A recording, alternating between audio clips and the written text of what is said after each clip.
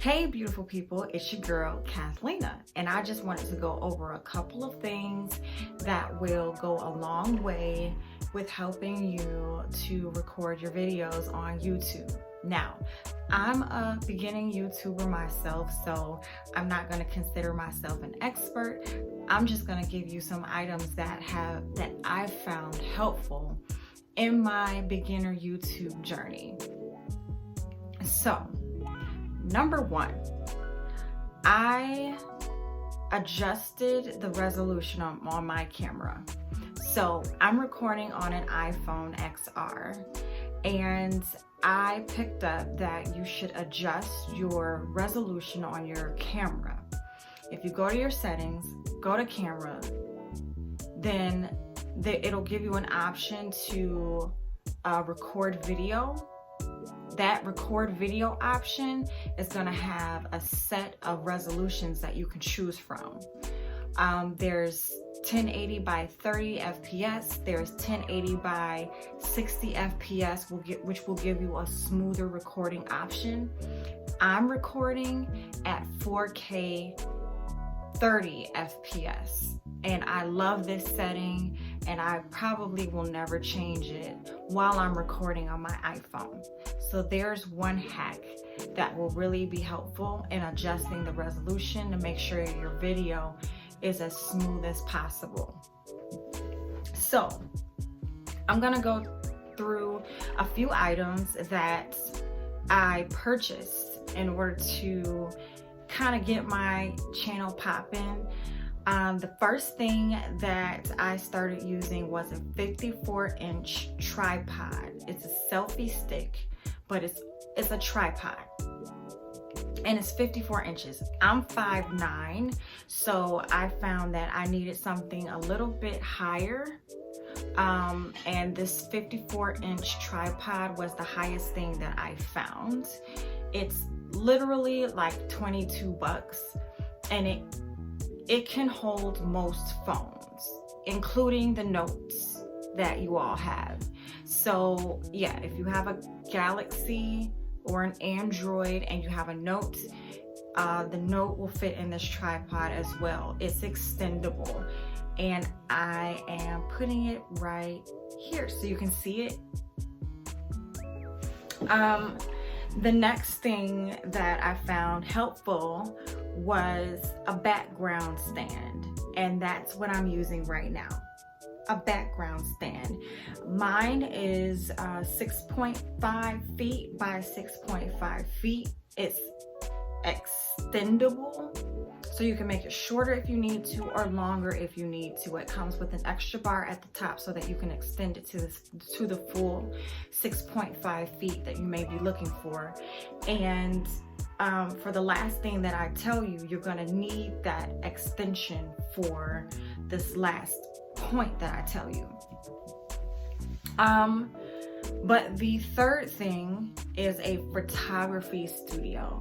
The photography studio that I purchased has 3 different light settings that come with the tripod, and it comes with this thing here. So when you go to a photographer, they have these umbrellas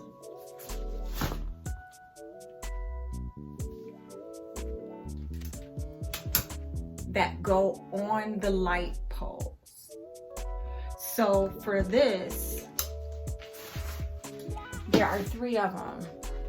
There's one that stands at like, I would say 6 feet, one that stands at like 5 feet, and one that stands at like 3 feet, so that you can get the best quality light possible. So I'm using 2 lights right now, and the third light I don't usually use because it's so short, but if I needed to put it on like a table or a bookshelf, then I could do that. Now, the fourth thing that I have is a selfie clip light. Give me 1 second. This is a selfie clip light. You can clip it to your phone, and when I put it on my phone, it gives me extra light, and it has 3 different light settings. So as you can see, it just gave me a little bit extra light in my video. I don't need that much light right now, but I'll show you again what it looks like when it's on. So you got the first setting, you have your second setting, and you have your third setting. Okay, so it's a Selfie clip light. This is about 20 bucks. Now, before I move forward, just to let you know, my tripod has this little remote. So if I want to stop recording, I can just hit this button and it'll stop recording, and it's Bluetooth. Now the final thing that I'm using is this background, which is seamless paper, and photographers usually use this paper to do their photo shoots. Now there are photographers who are natural light photographers, they are natural setting photographers and things like that, but some of them use the seamless paper. Now I'm telling you right now, if you get seamless paper, it's gonna be about $30 to $40 a roll. So you would have to be willing to invest that much money in this paper. It's about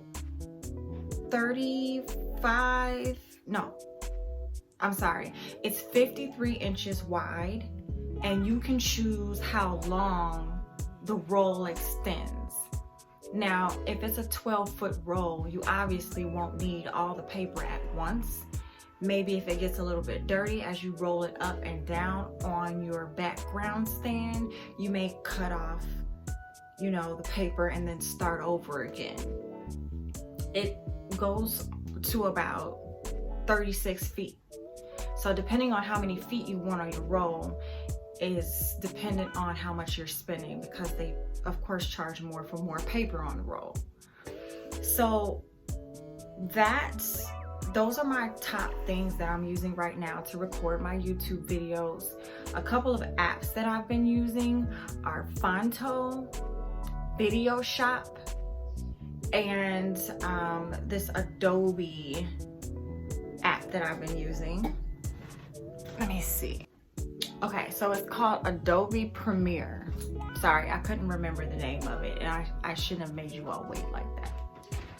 So Fonto, Video Shop, and Adobe Premiere have gotten me this far.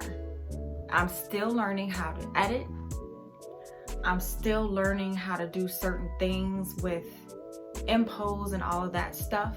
But I figured for the newbies that I would give you all some suggestions on what's really working well for me, and I can see it working well in the future from this point. I hope you all found this video helpful. It's a beautiful Monday, and I hope you all have a great week.